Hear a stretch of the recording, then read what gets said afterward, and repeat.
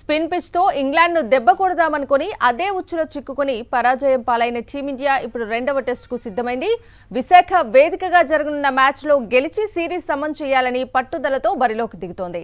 జడేజా, రాహుల్ దూరం అవడం ఎదురు దెబ్బగానే భావిస్తున్నా యువ క్రికెటర్ల ఎంట్రీతో ఇంగ్లాండ్ ను నిలువరించాలని ఎదురు చూస్తోంది. మరోవైపు సిరీస్ లో ఆధిక్యం పెంచుకోవటమే లక్ష్యంగా ఇంగ్లీష్ టీం రెడీ అయింది.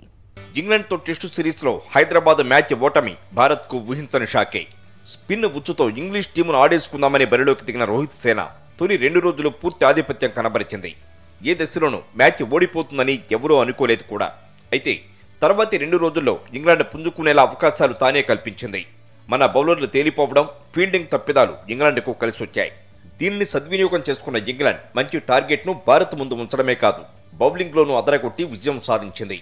బ్యాటర్ల వైఫల్యమే ఈ ఓటమికి కారణంగా చెప్పొచ్చు. దీంతో విశాఖలో మన బ్యాటర్లు ఎలా ఆడుతారనేది ఆసక్తికరంగా మారింది.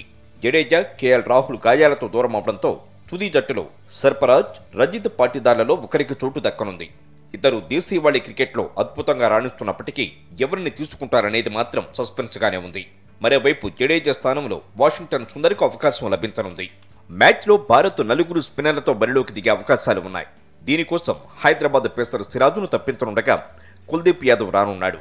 మరోవైపు హైదరాబాద్ టెస్టు ఆరంభంలో వెనుకబడి తర్వాత చక్కని ఆట తీరుతో గెలిచిన ఇంగ్లాండ్ ఫుల్ జోష్లో ఉంది.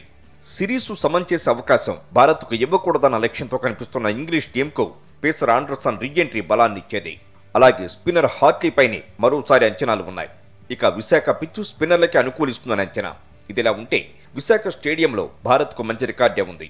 దీంతో టీమిండియా సిరీసు సమన్ చేస్తుందని ఫ్యాన్స్ ఎదురు చూస్తున్నారు.